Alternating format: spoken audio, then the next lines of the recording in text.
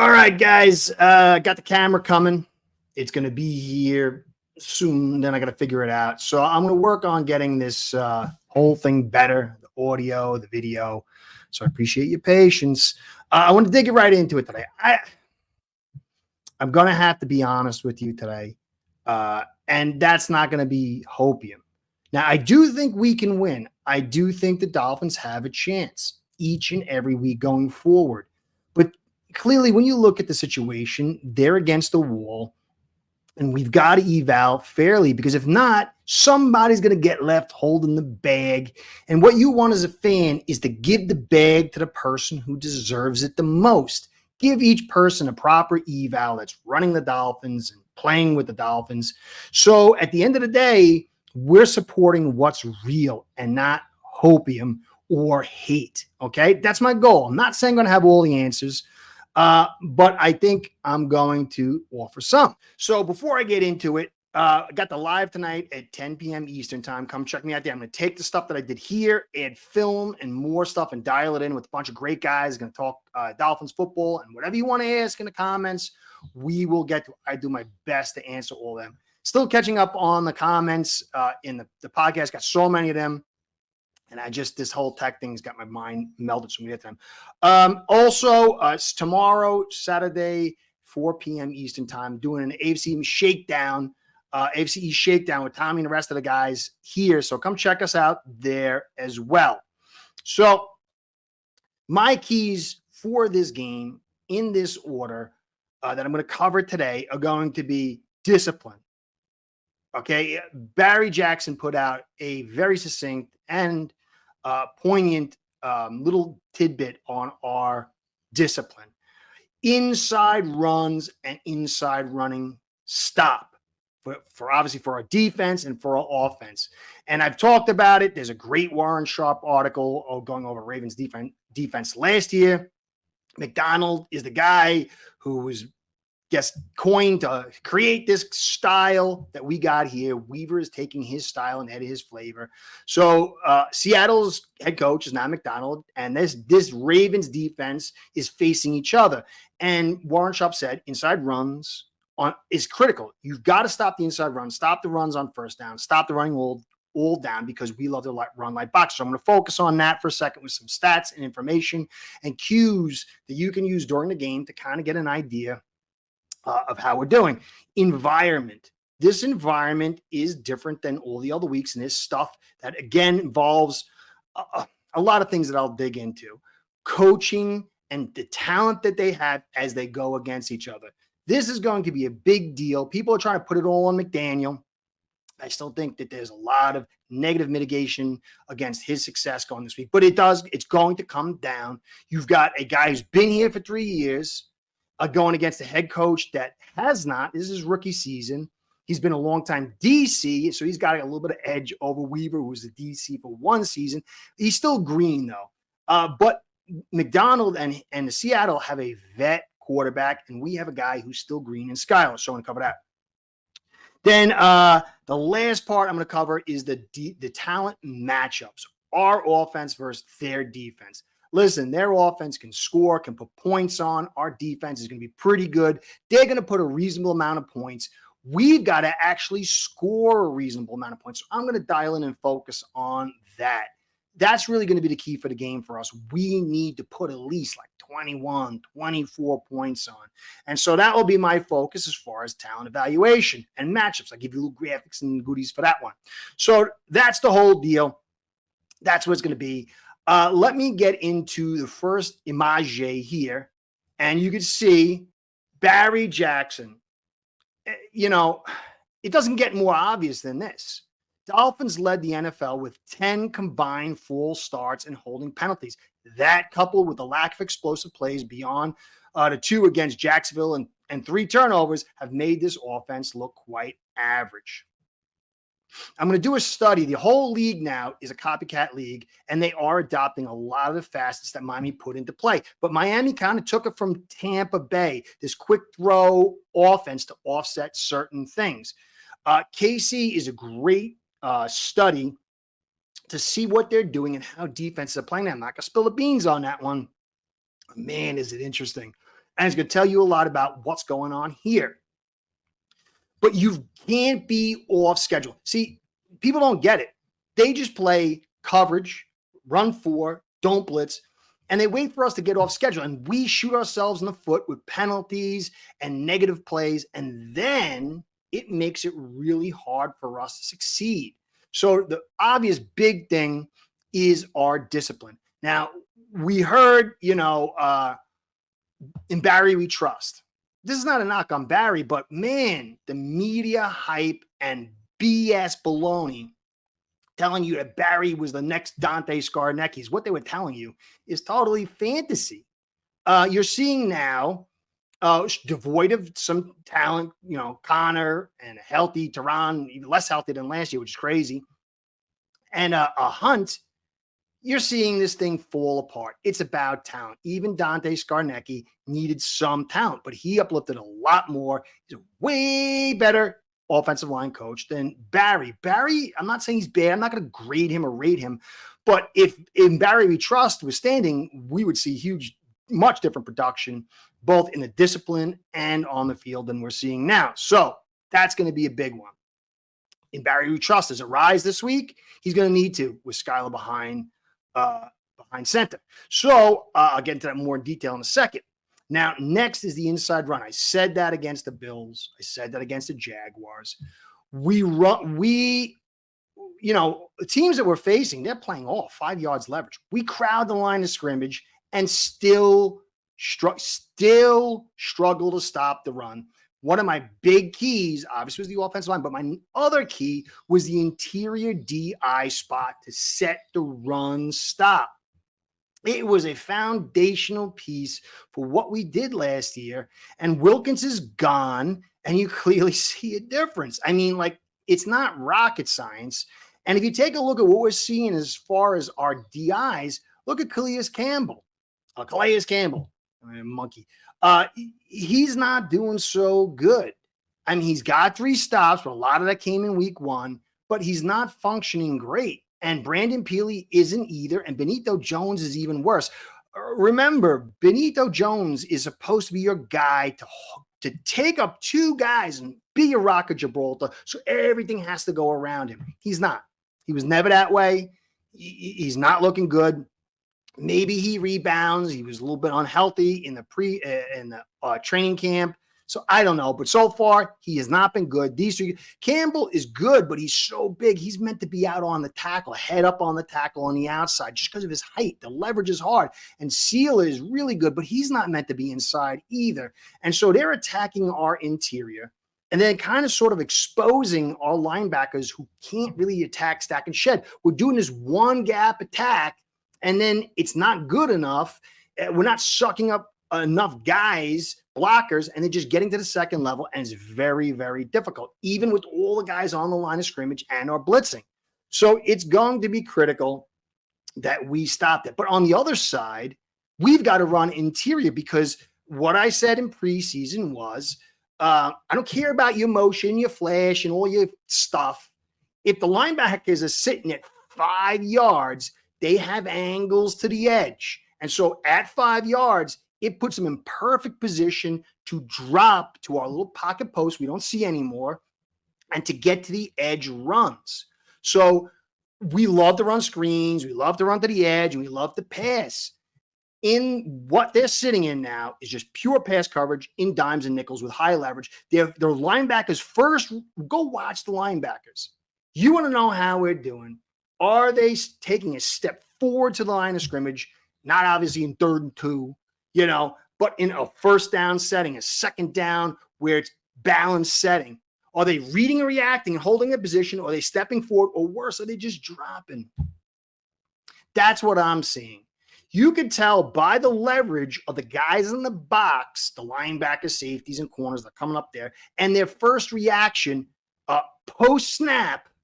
Or if they tell you beforehand, sometimes they get a little nervous and they bite forward. And if you see them biting forward pre-snap, then you know they're edgy. But if you don't see that, then they're settled and they know what they're going to do, and that's that. And you as an offense, you need to get them reacting, not us reacting to them. So that's going to be the key there. Now, the environment First 2 weeks, home field. Quiet when you want it, loud when you want it. It's going to be the absolute reverse here. Seattle's Superdome is the loudest thing in the universe. I still think it's got the Guinness Book of World Records. We struggle with getting stuff in there, but you see the motions aren't what they kind of used to be. And somebody said, hey, maybe these new rules are kind of taking some of that away. You don't see the pocket posts. And so maybe is not as much a problem for communication.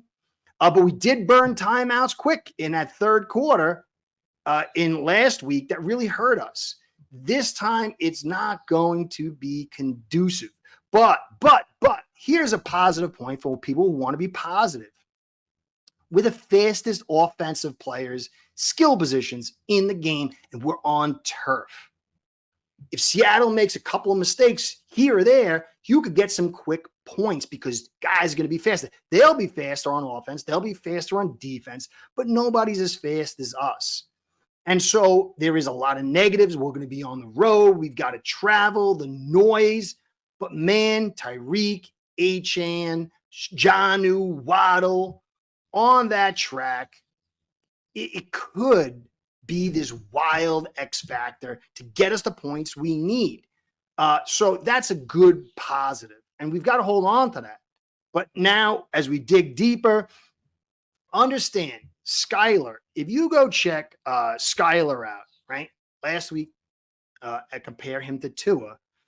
You have to understand some stuff. Okay, so pass rush mitigation calls are throwing fast. The quicker you throw, the harder it is to get to the quarterback. As a little bit of gravitas to that, PFF has true pass set grades. They dismiss any pass that's less than 2 seconds. Our clean time throw is 1.87 seconds. And that was 75% of our throws. Okay?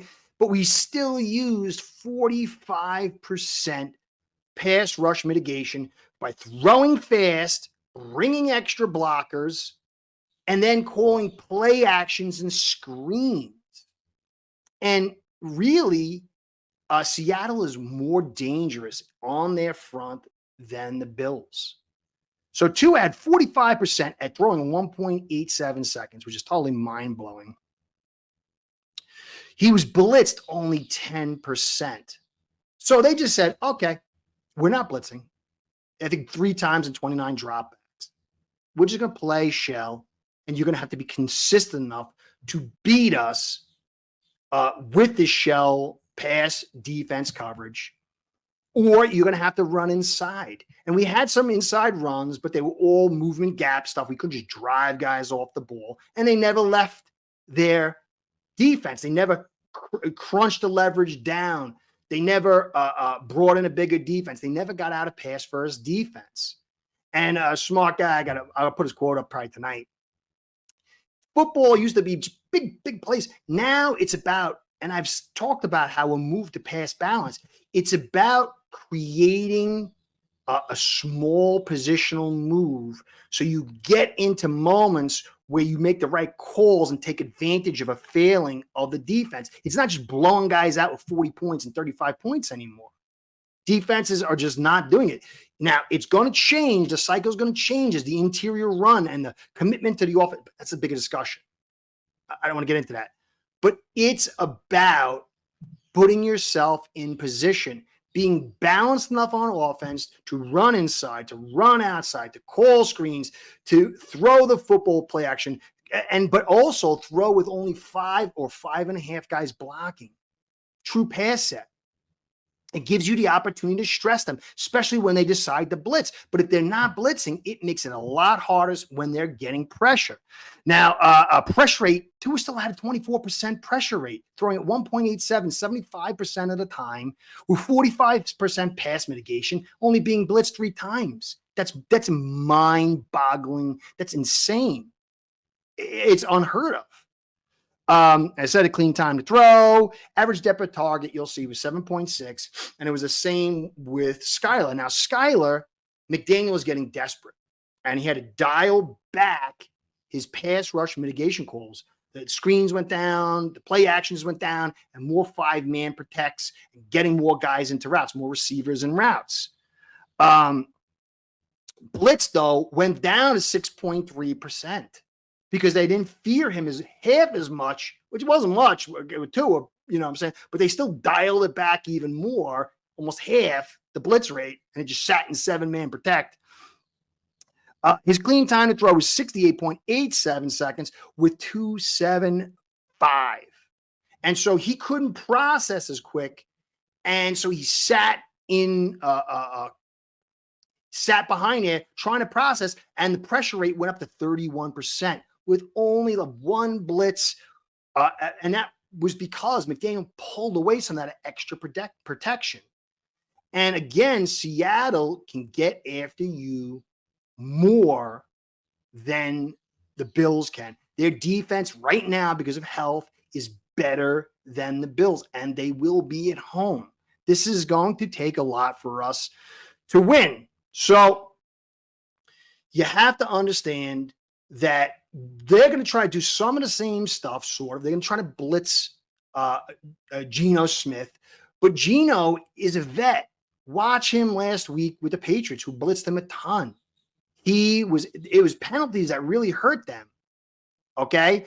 And so we need to make sure that we don't get turnovers, we don't get penalties, and somehow find a way to get these chunk plays. But it's going to be very difficult. It's going to be a lot easier on them because they have really potent receivers. They've got a solid tight end, a decent offensive line with Connor Williams in the middle. And I'll get to that in a second. So the edge for the offensive production is definitely towards them. It's very, very dangerous on our end. Okay. So let me see. Last little bit here. The running. If you watch the Patriots, they kind of made a game of it because they ran inside. Not with all this motion. It was just line up, inside run. Ramondre Stevens made them pay. It's going to be so critical. But our backs, Mostert's not going to be there. It's going to be Achane and Wilson and Jalen Wright. Jalen Wright might offer some hope. He's a big guy. He might be able to get that inside stuff. We're going to have to commit to it. But you got to remember that if it doesn't work, it starts with the offensive line. If you've ever run the football, whatever level, flag football, a contact at any level, you know what it feels like when you get the ball and the offensive line's buckling down. It is extraordinarily difficult. Only guys like Barry Sanders are able to overcome that. And even when they go to the postseason, they flop most of the time. So we've got to get that blocking inside, and I'll get to that in the matchups. But Jalen Wright and Wilson does offer some hope, but not in the outside zone. Some of those gap blocks where we ran inside were straight inside zone. But again, their defense is much tougher than the Bills because the Bills are just really wounded. Okay, so last little bit. Take a look at this Amaje here. And you can see it's PFF. Don't totally sell yourself, though. You see Armstead, he's ranked 3rd best. And you can see you're like, well, he didn't play well because he has so much protection around him with the pass rush mitigation calls. There's a lot of stuff that goes in here. So you can't base anything on anything exactly. But we really know as Dolphin fans, this offensive line's not hot to trot. Eichenberg and Jackson and Brewer also, I just put it on them too. They can't drive block. You're going to have to. I mean, Williams, Mafi, and Byron, what's his name? Byron, the second, Murphy, the second. He is a physical guy. Hall, they're smaller guys, but we can't beat these smaller guys. Jackson, Armstead on the left side and Jones both have bad shoulders. They're going to be limited. They're not going to have. Jones would be excellent in this game for the inside drive, inside blocking to drive guys out. But both those guys limit. So we've got an offensive line that's going to have less junk in the trunk is normal. And that's not good because that front, whatever numbers you want to see there, Mafi, Williams, and Hall are darn good. Now, we got Baker back there. Baker struggles a little bit in reading. He struggles a little bit in coverage. He's decent. His best thing is blitzing. He's injured. That's an area we got to take advantage advantage of. Dotson is very good in the pass coverage and solid all around. But the top with Love and Jenkins, these guys are very good. Wolin, I don't think he's number one, but he's good. Witherspoon is good. Brown's solid, but we're not really, if you look, Berrios or Easy or whoever you want to put there is not really a big threat. It's going to be Waddle and Hill. They're going to have guys on them that are going to be solid and enough to like be reasonable coverage, if not better. And they're going to have a top that's going to be sitting there and cover two all day. And they're going to have a linebacker, and Dotson's going to drop. And so they're going to play what they played. Even against the Patriots, they only blitz 13% of the time. So they're not bound to heavy blitzing. They can morph to blitzers and non-blitzers. And so you're going to see basically the same as the same is the same. And so Smith is going to play a huge role. Achane is going to play a huge role. Jalen Wright. But it's going to be tough sledding when you got Thompson in offensive line that can't get him out of that cover two shell, that pass covered shell with high depth. But again, one mistake and you get Hill or Achane or Waddle to get that touchdown. Now momentum can shift, but it's not high rolling. And so last part to get in here, I want to cover is Scott, my guy. We're going to be putting out our new analytics. I almost forgot. Adjusted passer framework rating. And we're going to put that out tomorrow, our understanding of that. And it's going to talk about the framework, okay? The framework, the macro. The macro sets the micro. The micro does not set the macro. When a coach comes in, offensive defense, he says, I have a philosophy. I have an idea. And then he starts dialing it in as far as finding talent, as far as training his players to see what they can accomplish and what they can't. And then finally it gets to the field where he calls the play, and then the player delivers or doesn't deliver, each one of them on their position. But it starts at the macro. And what you're seeing, and one of the reasons why we're struggling so bad, somebody was saying, a real smart guy, I really like him a ton. He's like, well, you might not like this philosophy they're running, but, Gibbs and Shanahan ran it with Washington, you can't name, and Denver Broncos. But you got to remember the talent level is totally different. First off, Shanahan's offensive line, you could hold one guy and the other guy chop him in the legs. You could cut block with two guys. I mean, guys were all over the ground. Everyone's trying to guard their ACL. And if they didn't, they would be picking up off the floor. Totally changed things because you could alter the small guys. But the talent level was super high. You have a Mark Schlereth on his team? No. And then the Hogs are one of the all-time, most famous offensive lines. So you got to understand the talent level here is so bad. It's almost not even, college in some ways. It's terrible. It's definitely not pro. I mean, when you look at all the starters and the backups, they're not pro. So what they're doing, and you can check trends. And the point is that if you watch what DC's, so a DC sees our offense, like, holy cow, what's going on? And points are scored. Then the next guy's like, holy cow, what's going on? And he looks and says, what does this guy do successful against this offense?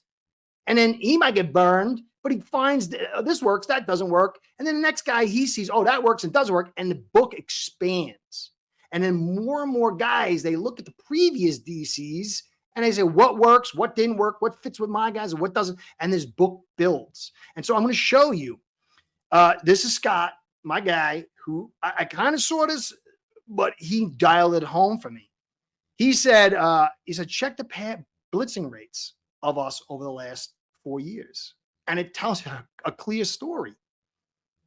2021, we were blitzed 31% of the time.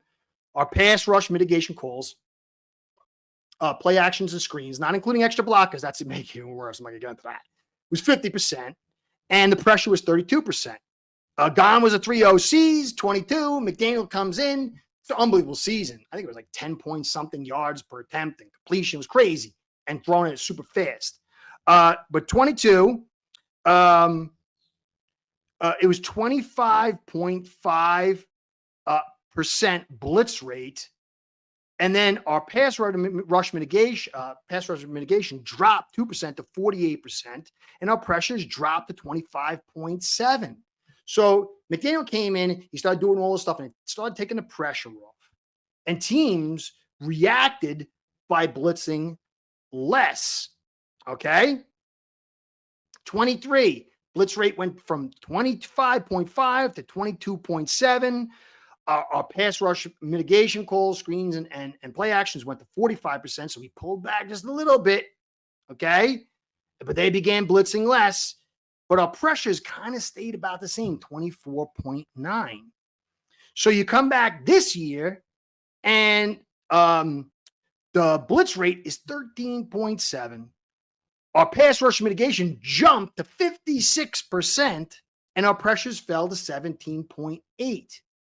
But you can see the DCs are just playing shell cover, and McDaniel does not trust his protection in previous years because he's getting less blitzing, but dialing up the extra help to the offensive line. And it's not working. Maybe it works this week, but I think the book's out. They've seen how to deal with this thing. Take away the middle field, the pocket post, take away the edges, and just play four-man rush. Don't blitz, have high leverage in the box, and see if they can beat us. And even if we start getting success, we get penalties, and then it's a problem. This will work against bad teams, but not teams that can put any points on.